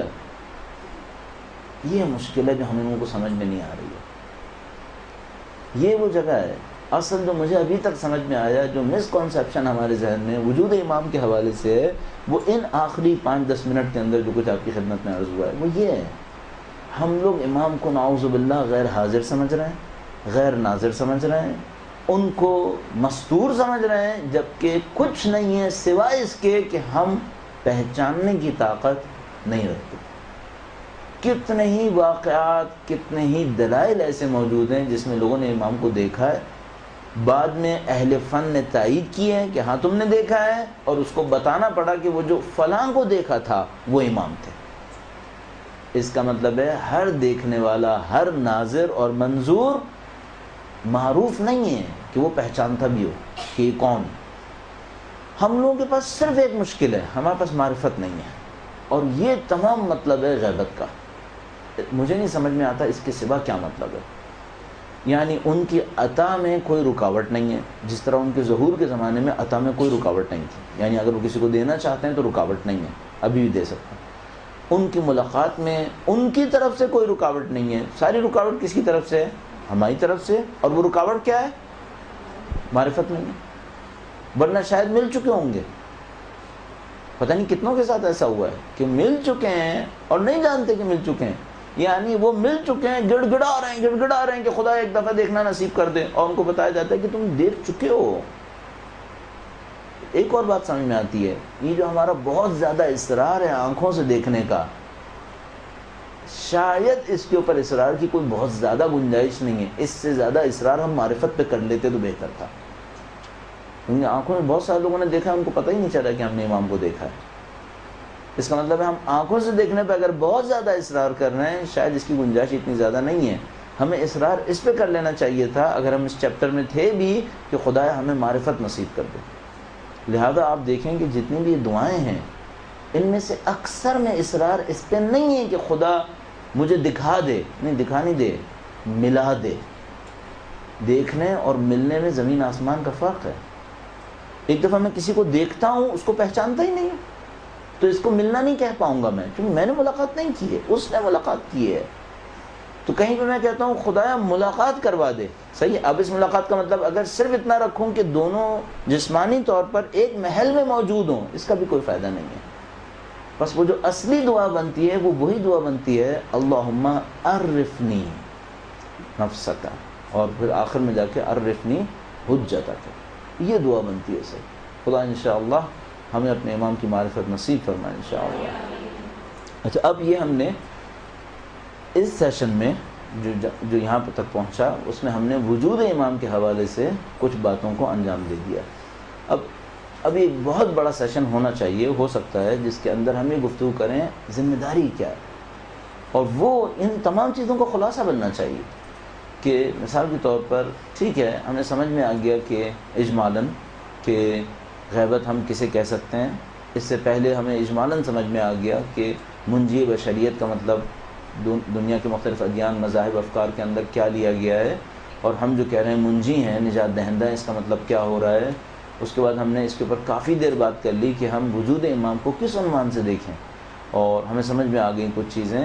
لیکن جو اصلی چیپٹر آنا چاہیے وہ یہ ہے کہ وہ جو ہماری ذمہ داری ہے وہ کیا ہے. اچھا، جیسے ہم ذمہ داری کی بات کرتے ہیں، ایک اور کویشچن آتا ہے، وہ یہ کہ چلیے تقریباً سادہ سی بات ہے، نصرت امام ذمہ داری ہے. نصرت امام ذمہ داری ہے. نصرت کسے کہتے ہیں؟ ناصر کون ہے؟ چلیے، اب یہی وہ سب چیزیں ہیں جو ہمیں اپنے اندر اس کی ٹرانسلیشن سے بڑھ کر ڈھونڈنا پڑے گا کہ جب ہم کہتے ہیں لفظ نصرت، اس کا مطلب کیا ہوتا ہے. اصل عربی میں نصرت کا لفظ استعمال کہاں کیا جاتا ہے، یہ ہمیں ڈھونڈنا پڑے گا کہیں نہ کہیں. اور جب ہم کہتے ہیں کوئی شخص نصرت کرنے والا ہے یا ناصر ہے، منصور، تو اس کا مطلب ہمیں کیا لینا چاہیے. اور اس مطلب کو جب ہم امام وقت کے حوالے سے اپنے اندر ڈھونڈنے کی کوشش کریں، میں ناصر ہوں تو مجھے اس کو کس عنوان سے دیکھنا پڑے گا، اور میں نصرت کیسے کر سکتا ہوں ان کی کہ جو کم از کم میری معرفت میں نہیں آ رہا ہے. فی الحال میری نصرت کیا ہے، پھر میری معرفت نہیں ہے، میں ان کو نہیں پہچان پا رہا دیکھنے کی حد میں، جاننے کی حد میں. میں نے کچھ روایات پڑھی ہیں اور کچھ دعاؤں کے ذریعے سے ان سے اپنا تعلق بنانے کی کوشش کر رہا ہوں. اب مجھے نصرت کرنی ہے تو یہ نصرت کیسے ہوگی.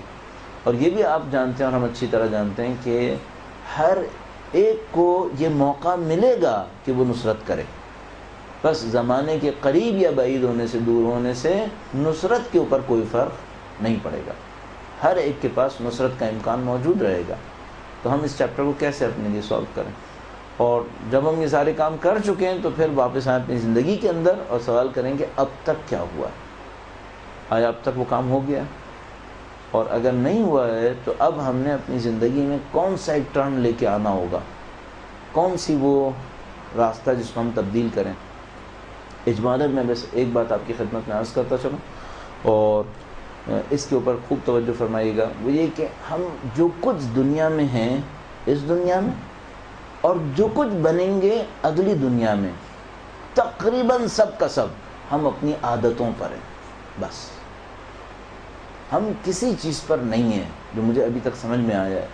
ہم اپنے افکار پر، اپنی تعلیم پر، اپنی مطالعات کے اوپر، شاید میرا نہیں خیال ان میں سے کسی چیز کے اوپر بھی کسی بھی چیز نے ہمارے وجود کو طے کرنا ہو اتنا جتنا ہماری عادتوں نے طے کرنا. اس دنیا کے اندر بھی اور قطعاً آگے تمام دنیاؤں کے اندر ہم اپنی عادتوں سے طے ہوں گے. اب آپ اور میں جس بات کے اوپر بے تحاشا اصرار کریں، اور جو میں نے ابھی آپ کی خدمت میں عرض کیا ہے، بہت تیزی کے ساتھ یہ جملہ عرض کر دیا آپ کی خدمت میں بغیر اس کی تمہید دیے ہوئے، اور اس کے نتیجے میں مجھے یقین ہے کہ میں اپنی بات نہیں کہہ پایا ہوں. ہم جو کچھ اس دنیا میں ہیں، سب کے سب جو کچھ بھی ہیں ہم لوگ، شاید 90% سے زیادہ اپنی عادتوں کے نتیجے میں. ٹھیک ہے، آپ ماسٹرز ہیں، آپ پی ایچ ڈی ہیں، اس سے کوئی فرق نہیں پڑے گا. جو فرق پڑے گا وہ کس سے پڑے گا؟ عادتوں سے. آپ کا مستقبل، آپ کا حال عادتوں سے طے ہوگا. اور یہاں پر بھی ایسا ہی ہے، اور برزخ میں تو لگتا ہے سوائے عادتوں کے کچھ ہے ہی نہیں. برزخ ہماری عادتوں کے نتائج ہیں. لہذا اگر ہم وہاں انسان اٹھیں گے تو اپنی عادتوں کے نتیجے میں، اور نعوذ باللہ اگر انسانیت سے عاری ہو گئے، نعوذ باللہ، وہ بھی اپنی عادتوں کے نتیجے میں. بس آپ اپنے اندر ان چیزوں کو نہیں دیکھیے گا جن کو آپ جبرن کر لیتے ہیں، ان کو نوٹ کیجیے گا جو آپ کی عادتیں ہیں، جو بلا ارادہ آپ سے صادر ہو رہی ہیں.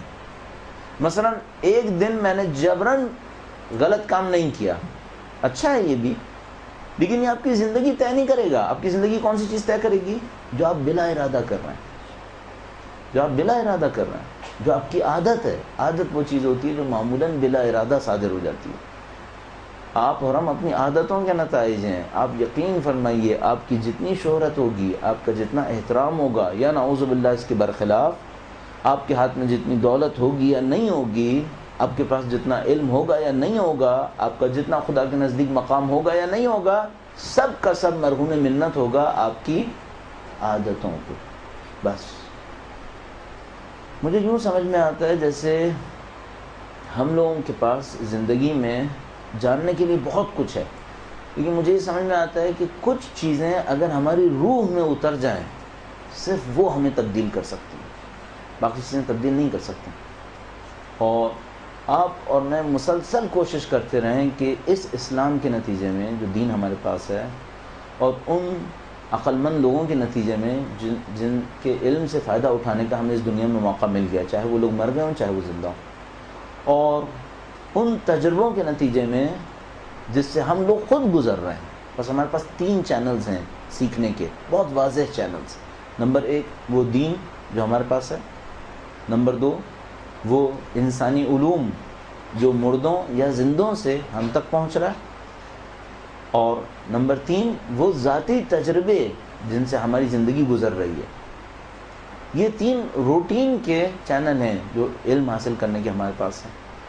حتی الامکان کوشش کریں ان تینوں کو استعمال کرتے ہوئے اپنے اندر کچھ چیزوں پر یقین تک پہنچ جائیں. ان سے میری اور آپ کی زندگی کے راز کھلیں گے. ایکچولی جو ہمیں نصیب ہوگا، جس کو ہم علم تعبیر کرتے ہیں، علم عبارتیں رٹنا نہیں ہے. علم کچھ حقائق کو اپنے وجود کے اندر ہضم کر لینا ہے. یہ حقیقت ہے. جب ہمیں کسی چیز کے اوپر اتنا یقین ہو جائے کہ ہاں یہ حقیقت ہے، قطعی حقیقت ہے، تب وہ علم میں تبدیل ہوتا ہے. ایسا علم عادت تبدیل کر سکتا ہے. بس ایسا علم عادت تبدیل کر سکتا ہے. لہذا آپ 1 گھنٹے کی مجلس سنیں گے، شاید آپ کی کوئی عادت تبدیل نہ ہو، اور میرے اور آپ کی 1 گھنٹے کی کوئی گفتگو سنیں، اس کی کوئی عادت تبدیل نہ ہو.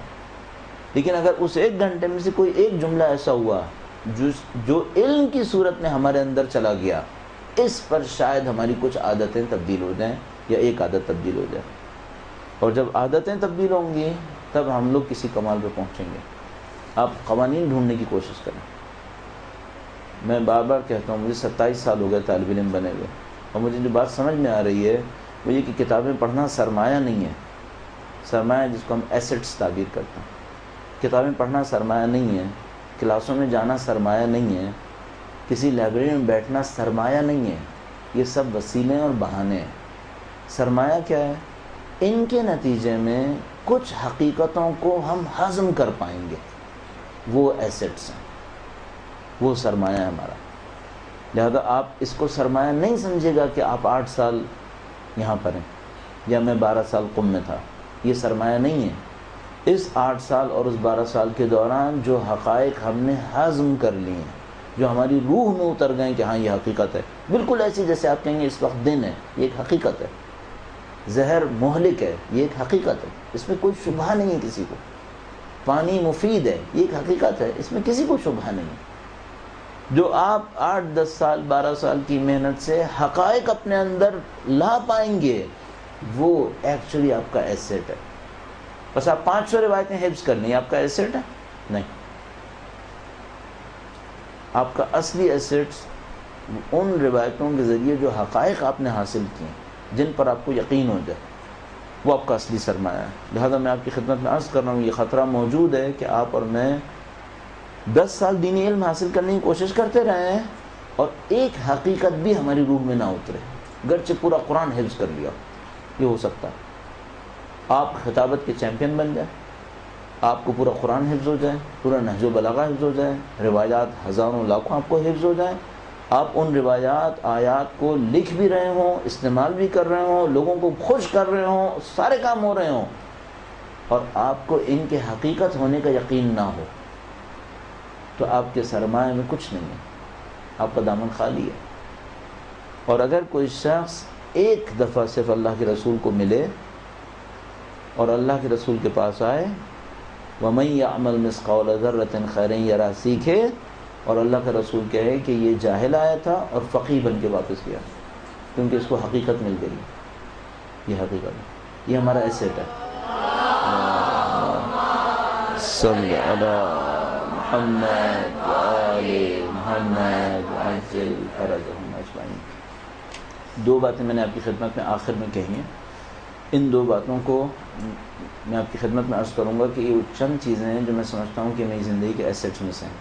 نمبر ایک, ہم عادتوں پہ بنے ہوئے ہیں اس دنیا میں بھی, اور عادتوں پر ہی بنیں گے اس دنیا میں بھی. یہ ایک بات. اور دوسری بات یہ کہ اصل سرمایہ وہ حقیقتیں ہیں جن کو ہم ہضم کر پائیں. بس یہ دو باتیں خاص کر میں نے آپ کی خدمت میں عرض کی ہیں. کوئی سوال کسی کے ذہن میں اگر اس آج کی گفتگو کے حوالے سے آتا ہوں؟ جی فرمائیے. ٹھیک ہے, ہم اس جگہ تک پہنچے کہ ہم امام کی معرفت میں کمی سے دو چار ہیں. ٹھیک ہے, ہم امام کی معرفت میں کمی سے دو چار ہیں, لیکن ہمیں یہ نہیں معلوم کہ وہ معرفت کیا ہے, ہمیں کیا سمجھنا ہے. ٹھیک ہے, اچھا اس کا ایک تفصیلی جواب ہونا چاہیے, بہت تفصیلی جواب ہونا چاہیے. وہ یہ کہ ہم امام کی معرفت کو پوری تفصیل کے ساتھ بیان کریں, یہ امام کی معرفت ہے.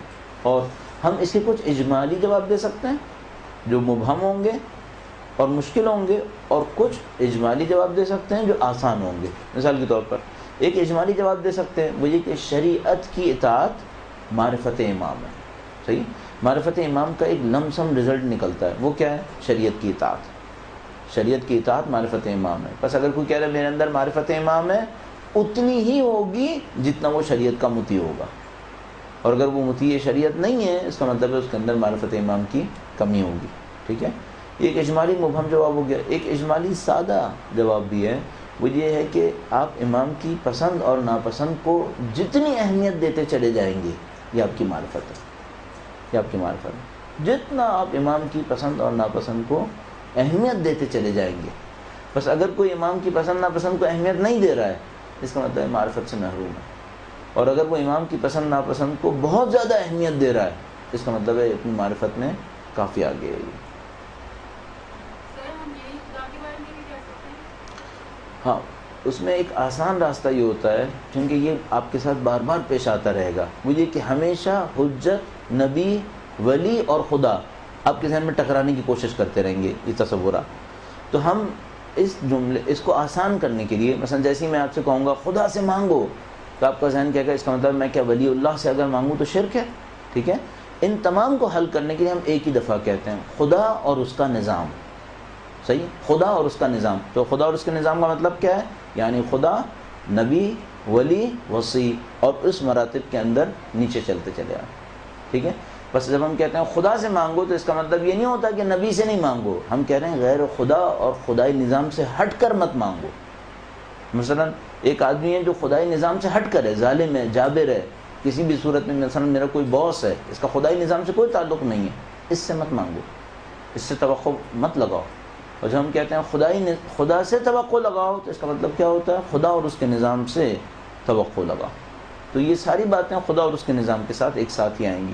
جب ہم کہتے ہیں کہ امام کی پسند ناپسند کو آپ جتنا زیادہ اہمیت دیں گے اتنی آپ کی معرفت ہے, تو کوئی پوچھے خدا کی معرفت پھر کیا ہے؟ وہ بھی یہی ہے کہ خدا کی پسند ناپسند کو جتنی زیادہ اہمیت دیں گے. تو پھر کوئی کہے کہ یہ دونوں ٹکراؤ رکھتے ہیں, معرفت خدا معرفت امام, تو ہمارا جواب ہوگا کہ نہیں, خدا اور اس کا نظام سب ایک ہی ہے, ان میں کوئی فرق نہیں ہونا چاہیے.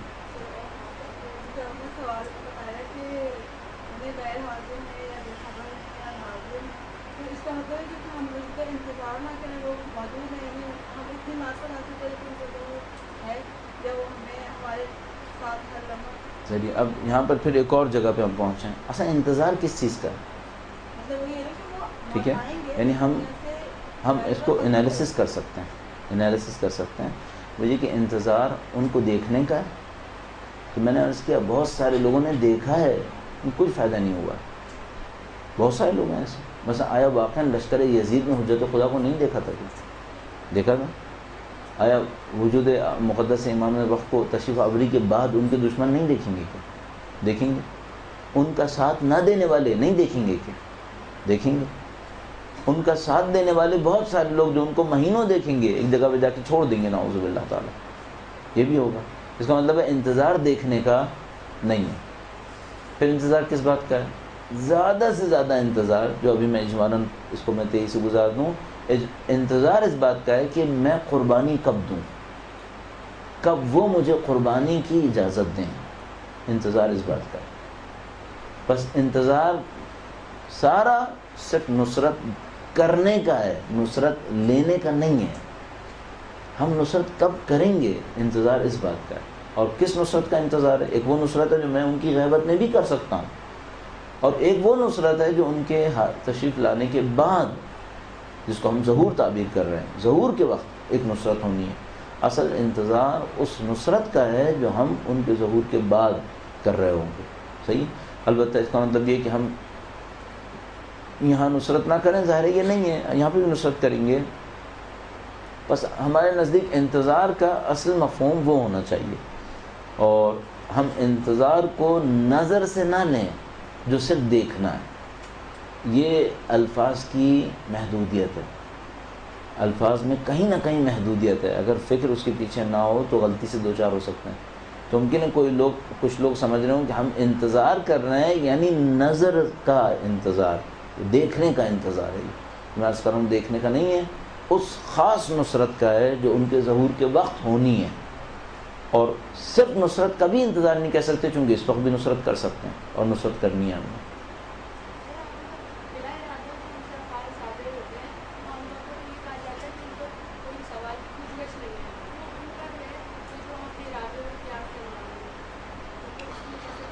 ہاں، ہم جب با ارادہ کوئی کام انجام دیتے ہیں وہ با ارادہ اپنے اوپر جبر کر کے کام انجام دیتے ہیں، اس کو ہم عادت نہیں کہتے. صحیح ہے. اور ایک ہم بلا ارادہ انجام دیتے ہیں چونکہ ارادے کے ساتھ اتنا کر چکے ہیں کہ مہارت تک پہنچ گئے. میں اس کو کہنا چاہ رہا ہوں. صحیح. بس ایک بلا ارادہ کرتے ہیں جس میں پہلا سابقہ کچھ نہیں تھا، آپ سو رہے تھے، آپ نے بلا ارادہ پاؤں گھسیٹا، اس سے کچھ ہو گیا، مثلا دشمن خدا مارا گیا. اس پہ کوئی اجر نہیں، کچھ نہیں ہے، نہ اس سے کوئی آخرت بن رہی ہے، نہ اس سے کوئی برزخ بن رہی ہے، نہ اس سے کوئی دنیا بن رہی ہے. اس بلا ارادہ پہ کچھ نہیں ہے. پھر ایک دفعہ آپ نے ارادے کے ساتھ میدان میں اتر کے دشمن خدا کو مار ڈالا، ٹھیک ہے، اس پہ آپ کو اجر ملے گا، ثواب ملے گا. اس کے بعد یہ جو میدان میں اترے یہ اپنے اوپر جبر کرنا پڑا چونکہ خوف تھا، ٹھیک ہے. پھر ایک دفعہ اتنا میدان میں اترے کہ اب بلا خوف رہنا بلا ارادہ ہو گیا ہے. ہم اس بلا ارادے کی بات کر رہے ہیں. یعنی اس بلا ارادہ کو ہم کہتے ہیں یہ وہ بلا ارادہ ہے جو مہارت کے نتیجے میں، عربی میں مہارت کے لیے لفظ استعمال کرتے ہیں ملکہ. صحیح ہے. بس وہ بلا ارادہ جو مہارت اور ملکہ تک پہنچ جائے اس کو ہم کہتے ہیں یہ عادت بن گئی ہے. صحیح. بس ایک دفعہ انسان نعوذ باللہ ارادتاً جھوٹ بول دیتا ہے، ایک دفعہ ارادتاً جبر کر کے سچ بولتا ہے، اور ایک دفعہ ارادتاً اتنا سچ بولتا ہے کہ سچ بولنا عادت میں تبدیل ہو جاتا ہے، اب بلا ارادہ سچ بولتا ہے. اس کے اوپر سب کچھ ہے. آپ کی جتنی مادی اور معنوی زندگی اس دنیا اور اس دنیا میں بن رہی ہے وہ معمولاً اس دنیا میں شاید 90% مثلا، اور اس دنیا میں تقریباً 100% عادتوں پہ بن رہی ہے. بہت شکریہ. آپ کا وقت ختم ہو گیا. انشاءاللہ خدا متعال نے چاہا تو اس گفتگو کو کسی اور وقت آگے بڑھائیں گے، یا انشاءاللہ خدا متعال نے چاہا تو کسی اور موضوع کے ساتھ. درود بھیجے گا محمد و آل محمد پر.